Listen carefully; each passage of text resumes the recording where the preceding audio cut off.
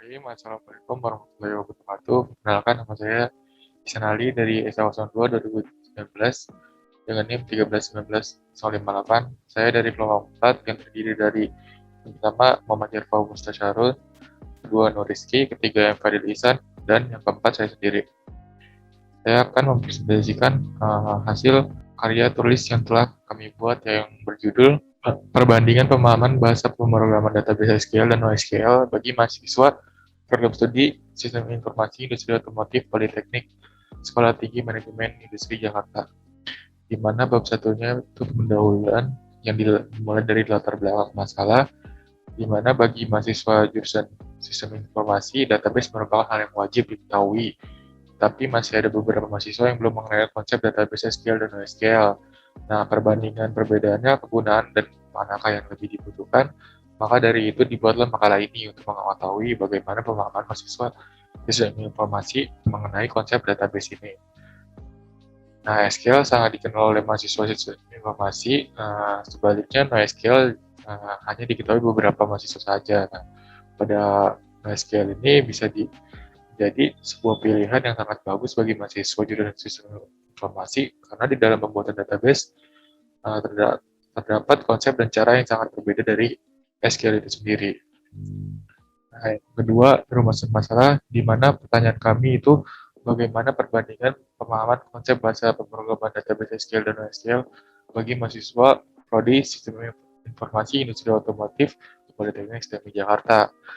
Nah, di sini ada 3 tujuan penelitian selanjutnya, yaitu yang pertama mengetahui teori tentang database, kedua mengetahui tentang konsep SQL dan NoSQL, ketiga agar mengetahui perbedaan pemahaman mahasiswa mengenai konsep kedua bahasa pemrograman tersebut.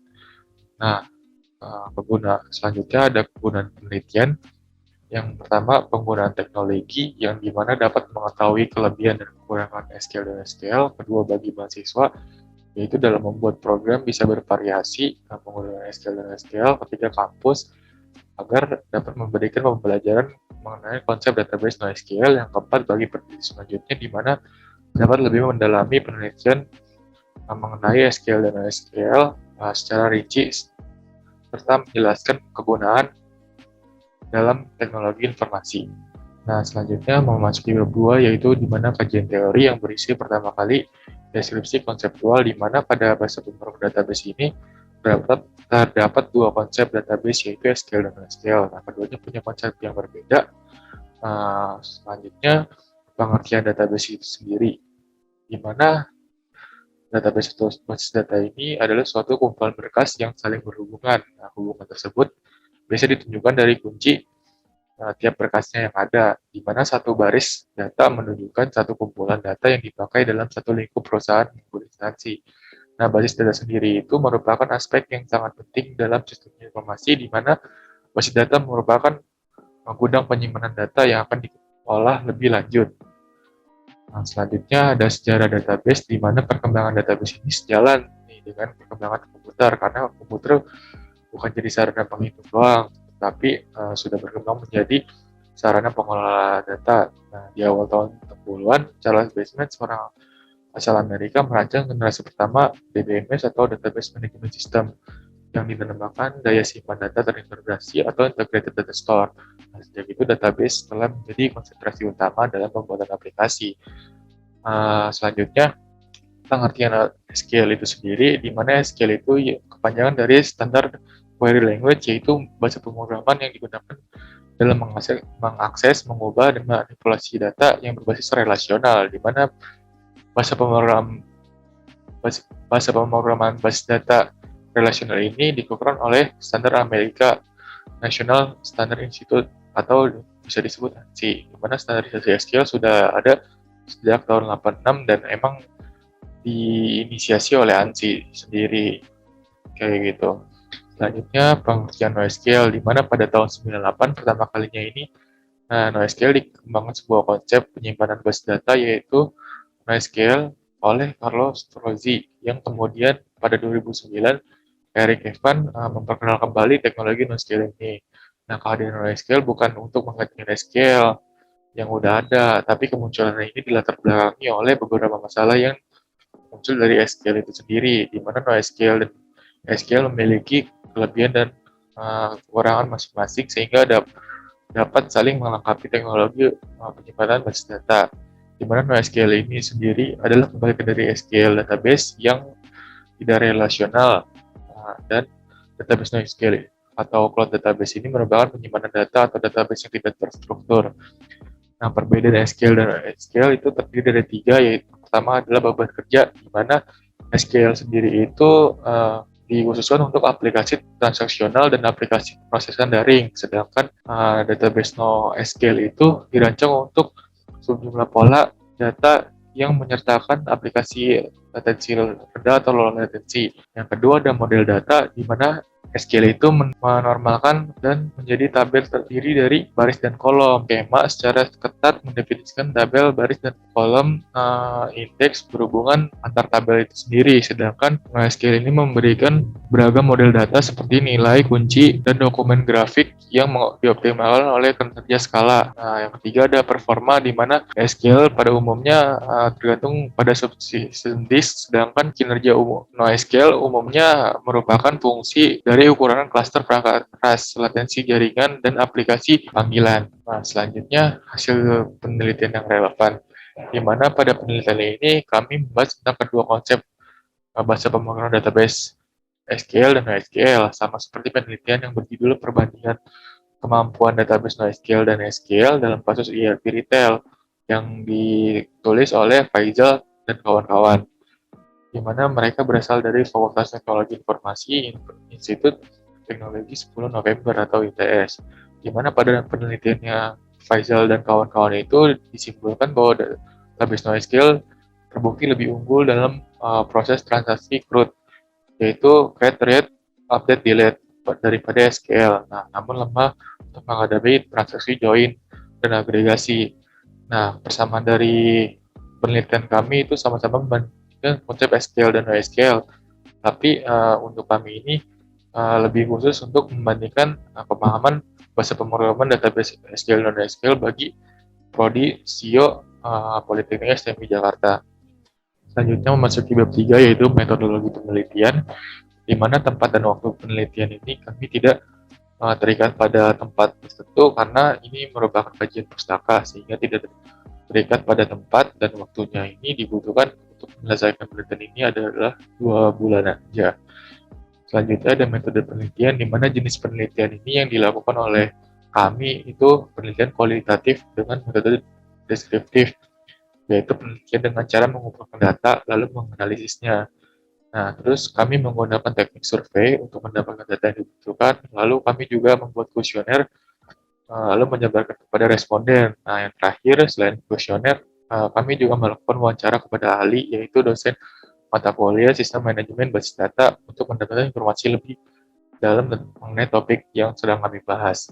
Nah, selanjutnya ada sumber dan datanya. Nah, data yang ada pada penelitian ini terbagi jadi dua, primer dan sekunder, di mana data primer itu data yang diperoleh langsung dari para informan dan berkaitan dengan kesimpulan dalam penelitian ini. Nah, yang kedua, sekunder adalah data yang berasal dari dokumen atau sumber tertentu sebagai referensi untuk mencari informasi yang dibutuhkan dalam penelitian.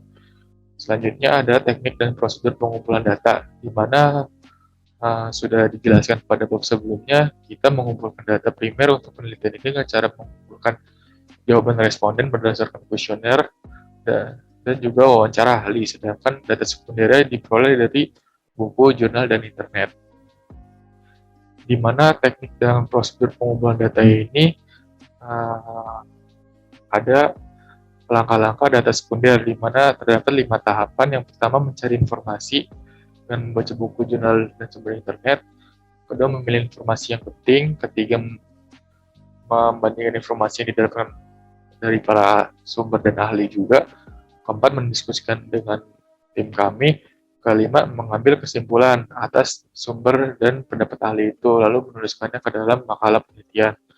Sedangkan data sekunder melalui langkah-langkah. Yang pertama, membuat kuesioner dulu yang berisi pertanyaan tentang pemahaman SQL pada mahasiswa. Kedua, menganalisis jawaban responden. Ketiga, melakukan wawancara ahli dengan dosen mata kuliah sistem manajemen basis data, keempat menganalisis wawancara, kelima mengambil kesimpulan wawancara, dan keenam mengambil kesimpulan dari hasil penelitian tersebut.